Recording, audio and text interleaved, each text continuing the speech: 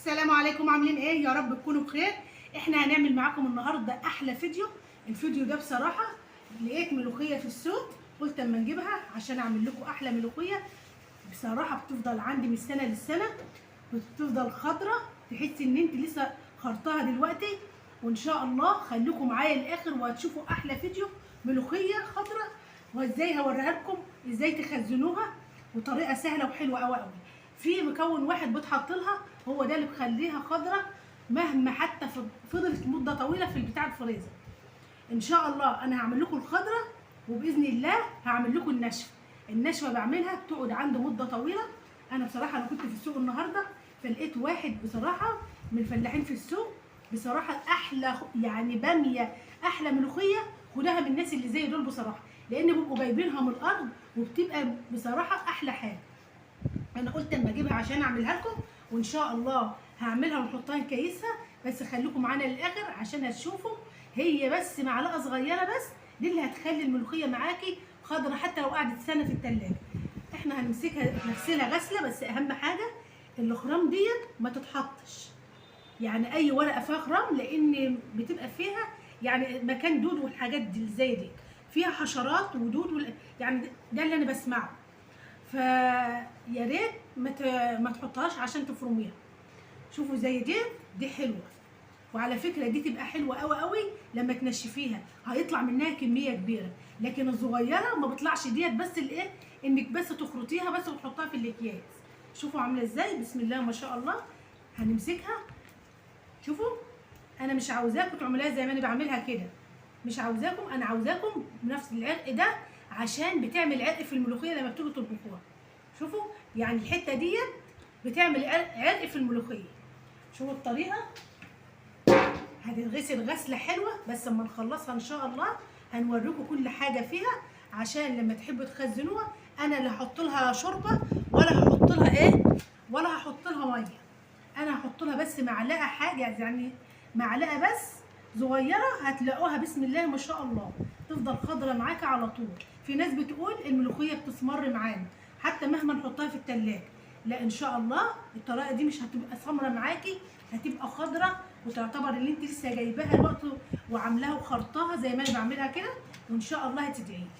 خليكم معانا، بس ما تنسوناش في اللايك والاشتراك عشان الفيديو يعني ايه الكل يشوفه كده. اهوت هنمسكها زي ما بقول لك كده، لازم تقطفيها الحته ديت عشان تعمل معاكي عرق، يعني مش كله، يعني اهو شوفوا دي، لا اهو لحد كده.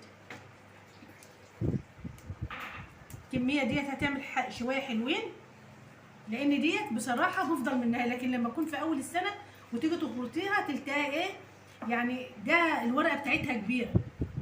اهيت دي بتاع الفلاحين، بتيجي من الارض على طول، بتلتقاها احلى من اخويا. شوفوا دي برضو فيها برضو واحده اهو، ديت ما تشال تترمى. هنفضل نقطف فيها كلها بنفس الطريقه. شوف اهو. وعلى فكره في ناس بتغسلها وهي كده، بس لا صدقوني بتبقى متعبه. لكن لما نقطفها ونخلصها وتقومي جايه غسلاها تلتقى بالنسبه لك سهله.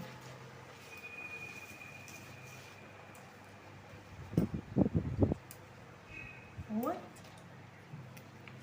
انا هعمل الكميه كلها بنفس الطريقه وهرجع اوريكم، لان هي هتاخد مني وقت، وطبعا مش هفضل اصور لغايه ما تخلص، لان هتاخد مني وقت طويل. وان شاء الله هوريكم، بس خلوكم معانا للاخر.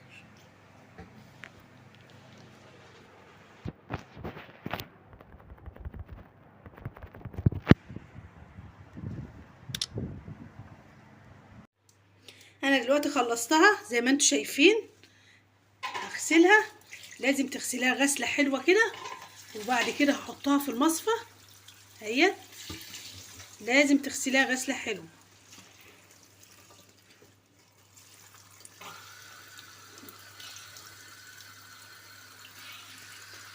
تفضل في الميه شويه، وبعد كده بعد ما اغسلها هحطها في المصفى بنفس الطريقه واسيبها لغايه ما الميه تنزل منها خالص، وتكون الملوخيه ناشفه، عشان لما تيجي تخرطيها تلتقاها ما تبقاش يعني ايه مملمقه معاكي. بتبقى بصراحه في الاكل ما بتبقاش حلوه. لكن لما بتدي الملوخيه تكون ناشفه بنفس الطريقه، عشان اللي لسه يعني مبتدئين وكده لازم تبقى ناشفه بنفس الطريقه. انا هغسلها غسله حلوه وهحطها في المصفى زي ما قلت لكم، وان شاء الله اما اجي اخرطها هوريها لكم وهتشوفوا احلى ملوخيه تخزنوها ومش هيحصل لها اي حاجه. تيجي تطلعيها هتلقيها خضره زي ما هي، ده كانك لسه جايباها وخرطاها.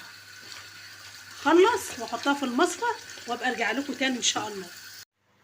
احنا دلوقتي بعد ما غسلنا الملوخيه ونشفتها، طبعا حطها في مصفى هتلقاها نشفت بنفس الطريقه، مفيش ميه ولا حاجه فيها، كل الميه اللي فيها نزلت. دلوقتي انا هوريكم احنا هنعمل ايه.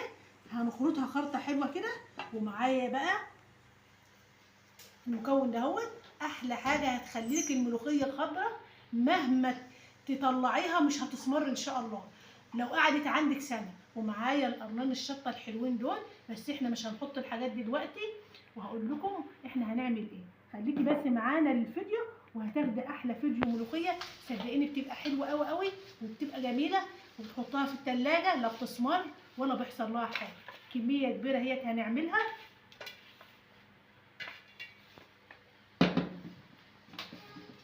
هي انا مش هحط دي كمان عشان هتبقى كميه كبيره، لان هايشه. هحط حاجه بسيطه وبعد كده مش هنسيب، عشان لما اجي اعملها بتحسي ايه ان هي لغايه ما يعني ايه الهيشان ده كله يروح. مش هحط شطه ولا اي حاجه دلوقتي اهو. شوفوا، في ناس عندها كبه للملوخيه مفيش اي مشكله برضو هتبقى حلوه معاها، بس بصراحه احلى خرط الملوخيه هي دي، المخرطه دي حلوه قوي قوي. انا بحب ان انا اعملها عليها بصراحه، يعني انا جربت كتير لغايه ما في واحده قالت لي اعملها في الخلاط وحط عليها شويه شوربه واعمليها، بصراحه لقيتها مش حلوه خالص زي ديت. لا، وبتعملوا رياضه والرياضه حلوه. شوفوا تفضلي تخرطي كده لغايه ما الهيشان ده كله تلقيه يروح، تخرطي فيها براحتك خالص لغايه ما تبقى ناعمه معاكي. دلوقتي عشان برضو ما اطولش عليكم الفيديو انا هخلصها، وساعه ما تيجي احس ان هي خلاص اتخرطت خرطه حلوه هاجي عشان اوريكم انا هحط عليها المكون ده ايه، واحط الشطه. هتاخدوا احلى فيديو ملوخيه. دلوقتي احنا فرمناها، يعني الهيشان بتاعها راح. هنعمل دي كده، طعم حلو قوي للملوخيه. كل ده يتفرم.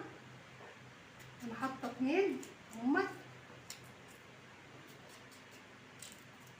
ولو حطيت بحاله برضو بتاع المخرطه برضو هتنعمه خالص. شوفوا اهو معايا بقى المعلقه دي كربوناتو ديت بتخليها. هنحط الكربوناتو ومعلقه الكربوناتو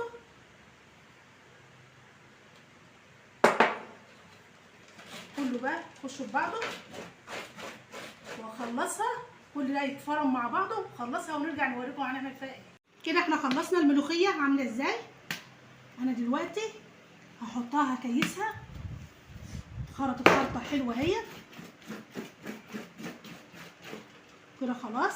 شوفوا كل واحده هتشوف هي بتعمل كميه قد ايه.